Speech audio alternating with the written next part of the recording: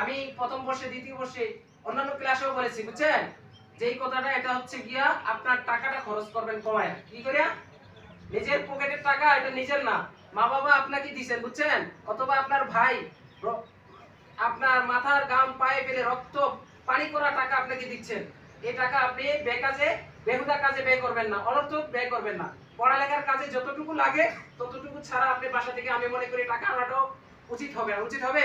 আপনার মতো ছেলেরা বাসা থেকে অনেকে কাজ করতেছে না, কাজ করে পুরো সংসার চালাচ্ছে। তো আপনাকে আমাকে আমার মা বাবা ভাই বোন কিসের জন্য পাঠাইছে? পড়ার জন্য পাঠাইছে। টাকা অনর্থক টাকা ব্যয় করার জন্য? অনর্থক টাকা ব্যয় করার জন্য না, যতটুকু লাগে ততটুকু অবশ্যই ব্যয় করতেই হবে, করতে হবে না? এরপরে আমি বলবো যে যত টাকা কমায় ব্যয় করতে পারি, যত বাড়িতে টাকার জন্য মানে প্রেসার কম দিতে পারেন, বুঝছেন? এগুলো ফলো থাকবে তো নাকি থাকবে না? ভুলে যাবেন? ভুলে যাবেন না। শুনেন, বাবা মা কত কষ্ট করে মানুষ আপনাকে আমাকে এই যে আপনার মাদ্রাসায় পড়াচ্ছে, আপনি একবার বাবা মা হয়ে দেখেন। বা আপনার ভাই বা বোনে যদি আপনার বাবা মা থাকে না, অথবা বৃদ্ধ থাকে, তাদের ইনকামের সোর্স নাই, আপনার ভাইয়েরা যদি পড়াশোনা করাচ্ছে এমন হয়ে থাকে, তাহলে উনারা যে কিভাবে ম্যানেজ করতেছে উনারাই জানেন, বুঝছেন?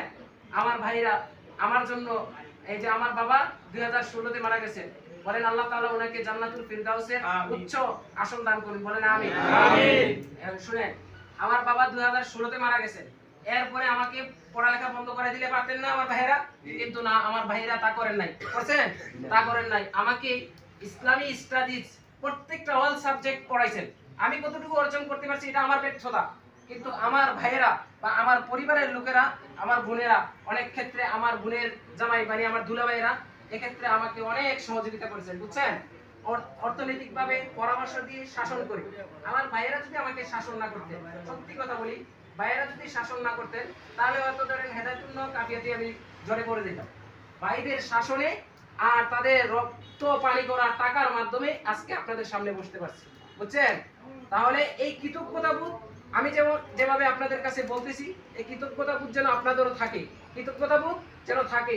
ভাইকে, ভাইয়ের, এরপর হচ্ছে বোনদেরকে, বা আপনার পিতামাতা যারা আত্মীয় স্বজন আছে তাদেরকে তাদের আপন জায়গায় মূল্যায়ন করতে শিখবেন, তাদেরকে ক্রেডিট দিবেন, নিজে ক্রেডিট নেওয়ার চেষ্টা করবেন না। আপনি যে পড়াশোনা করতেছেন, আচ্ছা আপনি কি নিজের থেকে পড়াশোনা করতে পারবেন? আপনার কি সক্ষমতা আছে?